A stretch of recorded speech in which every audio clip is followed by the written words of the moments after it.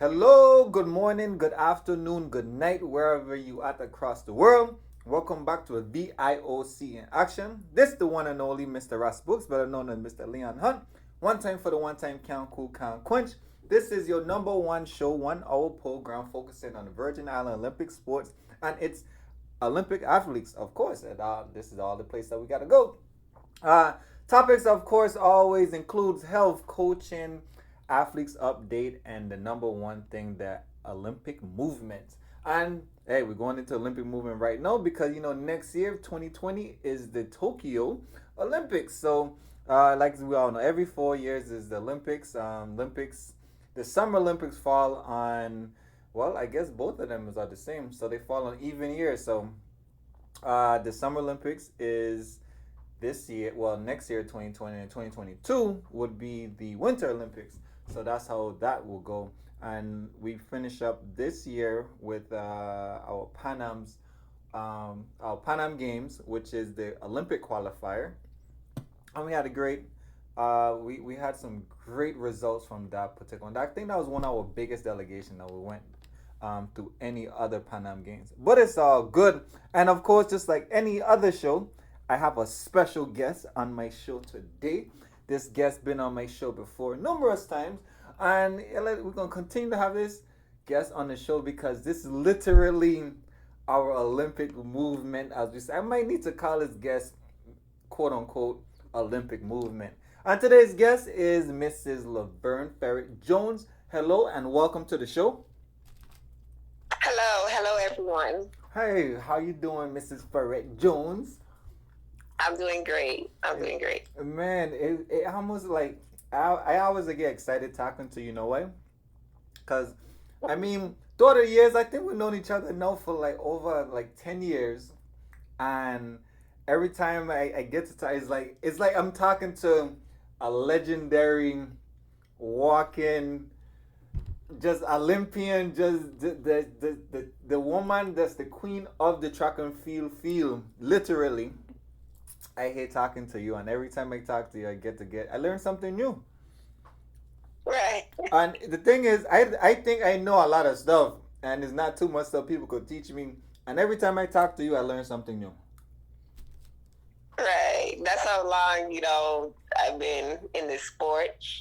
That's I know it. I'm not a stickler for, or I'm not embarrassed about my age or Mm-hmm. anything, but with all the experience and the history, I have seen so many things in track and field. The sport have allowed me to see the world. So, as you said, I'm happy to, have that impact on you, for you to learn so many things that I want to keep learning myself because Mm-hmm. every time the sport is changing. So I'm excited about keep expanding, Mm-hmm. and this will be upcoming 2020, as you mentioned, Tokyo. Mm-hmm. If the plan is to attend a fifth Olympics. Mm-hmm. That's my goal in mind because I've been competing throughout the whole years.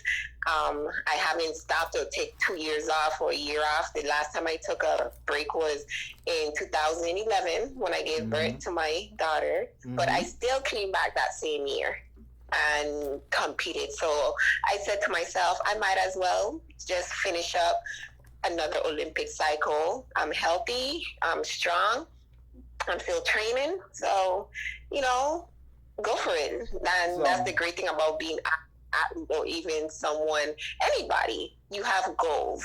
So that's one of my goals. So wow, wait. Okay, so that was a jam pack. Well, thank you for coming on the show. Thank you, everybody. That was the show for today. No man. Okay. So wait, we started off with saying experience. You literally have 19 years of experience. Next year would be 20 years of experience, right? So let's just say for the heck of it, you got 20 years of experience underneath your belt. And Right. it's like, so now at this stage, 20 years in, looking back, what is something you could have tell yourself, quote unquote, hear me out, year one, year five, 10, and 5 years ago? So now we got when you first started, which is year one, and then you got 5 years in, which you become, 5 years in. Let me see, you probably started right from high school, so university, so like your first year in pro, right? After university. Mm-hmm. And then it would be 10 years ago, being in there now for already another 5 years, so 10 years in, and then 5 years ago. So let's start. What would you tell yourself day one, track and field, which was 20 years ago? Something that you would tell yourself. Listen more to the person who is in your corner. Mm-hmm. I know that sounds, but that's what I would tell myself day one. Because, my first encounter with, agents and, coaches. Listen to the person who have your corner and who could see things that you can't see. That's what I would tell myself. Okay. So that's year one. Now, year 5 years in, what would you tell the senior that just graduated, first year in pro? What would you tell yourself then? Finish your first Olympics. Right. After your first one, year in, what would you say now? I would say to myself, don't rush to please and slow things down. Not be quick to react. That's what I would tell myself. You say don't rush to do what? Don't rush to do things. Okay. Don't rush to do anything. Take your time. Okay. And slow to react. Okay. Yeah. We getting somewhere now. We're cooking with grease now. Okay. So now, first Olympics, second Olympics, 2 years after your second Olympics, which would be 10 years ago. What we at now? So 10 years ago. So that cycle, which was one of my, best cycle, don't listen to every and anybody. So only listen to the person in your corner at year one. Right. And now, at this moment, now 2 years, 2 Olympics in, you done been there, you see how everything is done, you learn from that. Right. It's okay, well, some stuff works, some stuff don't work. I mean, I listened to this person, I went this way, I listened to this person, so it's like, it's frustrating now because now you in a space where you're like literally, I don't want to use the word peak at your cycle, but you're there. I'm performing. Yeah, you're performing well, and now you got lots of noise in your ear now, like news, boom, boom, boom, boom. So you say don't listen to everybody. So now, how do you not listen to everybody, and how you justify like just listen to who you're supposed to listen to? Well, I justify that because when I wasn't performing, no one really wasn't saying anything. Only the person who, have your back. But I was saying, I want to do my own thing, basically. So now I'm on top. Everyone have an opinion about how fast I should be running, or who I need to train with now, or you need to be here, you need to be there, etc. So at that point, that's why I said, don't listen to every and anybody. Right. Because yes, everyone, when you're doing well, they're cheering, they're all there. But when you're not doing so great, where are you with all your opinions? Where are you? Hey, what's going on? What's happening? Etc. So the only person that has your back at your lowest, you want to be there, not only at this athlete's highest point, but also at their lowest point, because that's when, as an athlete, that's when they need you the most, at the lowest. Okay. So that's where that perspective come in. Okay. All right. So we're there. Now we into Mm-hmm. 5 years now. I mean, sorry, 15 years in, we Yes. already would have had 3 Olympics, and you 1 year up to Mm-hmm. the next one. So a year before the next, well, a year before your fourth Olympics, Mm-hmm. and a year before your fourth one. Now, this Mm-hmm. 15 years in though, so you done literally. Some people only able to just finish at one cycle or just 1 year. Where are you at? Right. Where are you at right now? What are you telling yourself now? Right now, at this point, No, no, no, no, no. uh, At this point, 5 years ago. okay, it was 5 years ago. Now it's Laverne. You've been there. I told myself actually because at this point, you should learn by now. So at this point, all I tell myself is, you know how to train. You've been there many times. Have fun with Mm-hmm. have fun. Train hard, work smart Mm-hmm. because your body as a professional athlete, you're pushing your body to the limit, Mm-hmm. and doing that all these years, things happen. So at this point is have fun, train hard, work smart. That's what I tell myself. Okay, and that was 5 years ago, which would have been, well, at least let me see. Next year Tokyo. Last one was Rio. So yeah, yeah, Mm-hmm. that's right. A year before. All right, so this was just going into Right, Rio. Okay, I got you. I got you. Just going into Rio. Okay, right. and now at this level now, since Rio was your last Olympics, what did you? 'Cause remember this segment we talking about experience. So now, Mhm. what did you experience in Rio that have taken you to where we at today? My experience is, oh wow, I made it, out the first round. I'm still with competitively competing with athletes who are,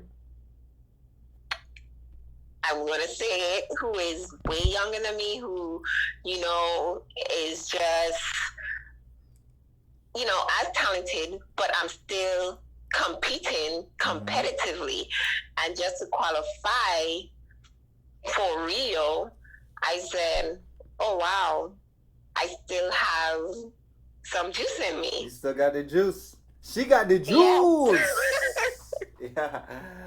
Yeah, yeah. Okay, I got you. Yeah, so is basically my identity now, Okay. being a professional athlete, going into Rio, because that's all I did to allow me to go. My talent, track and field, got Mm-hmm. me through college. It got me on the world stage. Mm-hmm. It got me, traveling the world. I experienced the Golden League, the Diamond League. It's now the Diamond League. Mm-hmm. So, as I said, this is my identity. Mm-hmm. And it's something I enjoy. It's one of the hardest sport, but I enjoy it. I really, Right. have a passion for it.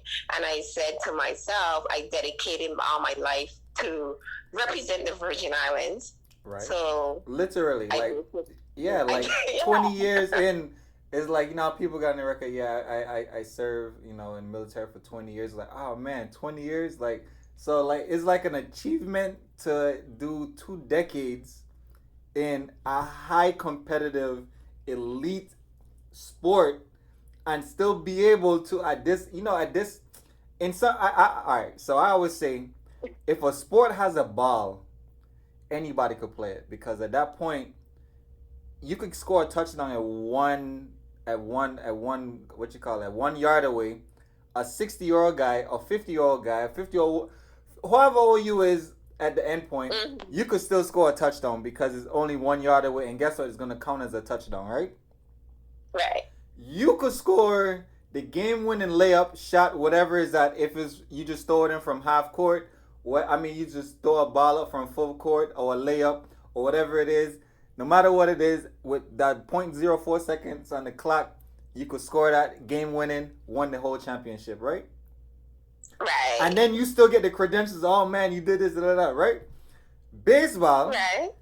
you just gotta hit the ball till you just gotta hit it to where if the score was tied up 9-9, and it was at the bottom of the ninth, and the guy, you just had to hit it just enough to get one base in to get 10-9, and then y'all win the World Series. There you go.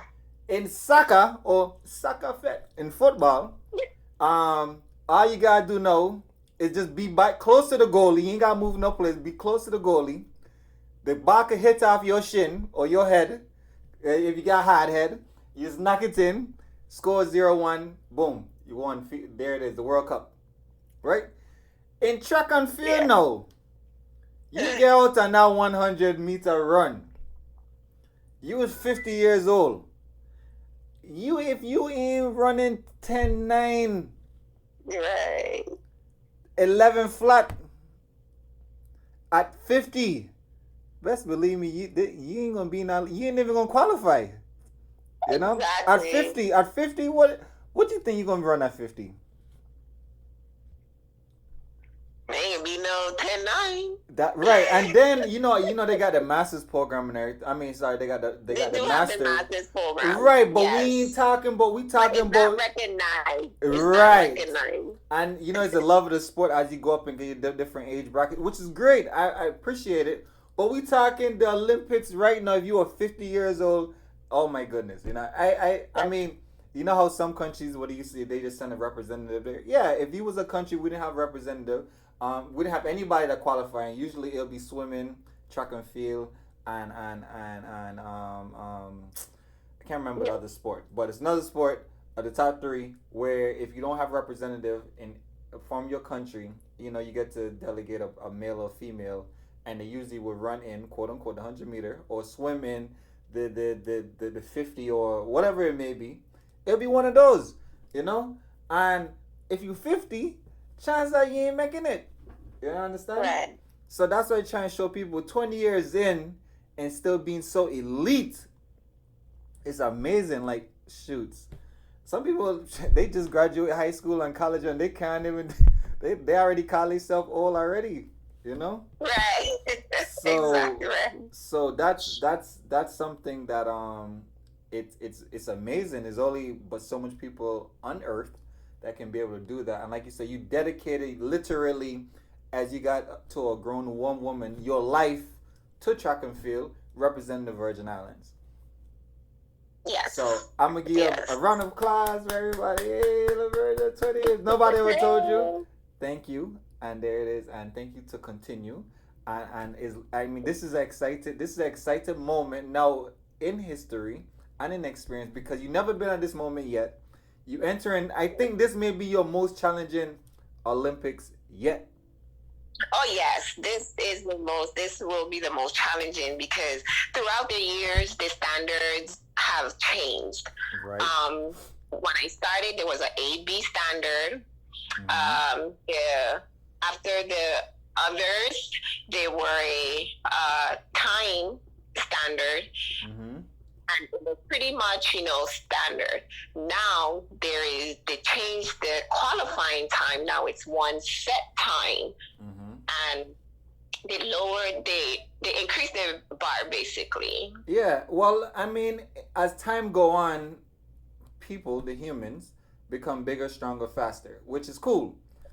If the time was still, if the records, if the qualifiers are still marked at what it was before, then we'll have millions of people running. We'll have millions of people in the Olympics, and then the Olympics wouldn't be the Olympics. So now we have to raise the bar up, like the Ironman and Strongman. You got to raise the bar up a little bit, and let's say, okay, well, this is how it is. If you could make this is why you need to be here. If you can't make this, it's cool. It's cool. Like you could have been able to made it through the other years with the standards, but no. That's cool. Like you still go down in the books. Like you still a competitor, but it could only be, well, I guess you could say 8 winners, top 8, top 10. Well, top 8. The final. There's only 3 medalists. So three people gonna win. You know what I mean? And whether it's 1, 2, 3, but still, you got a good chance, and that's three out of the world, out of the world. So, Exactly. so that's that right there. Yeah, that's how competitive it is. And it's man, it's like we didn't. It's like man, You know what? We're gonna take a quick commercial break because I want to get into this next segment here because we're gonna go into some theory. Like we're gonna go into theorizing some of the things in here in track and field. All right. So we're back with Laverne Ferret Jones in a couple of minutes in VIOC in action.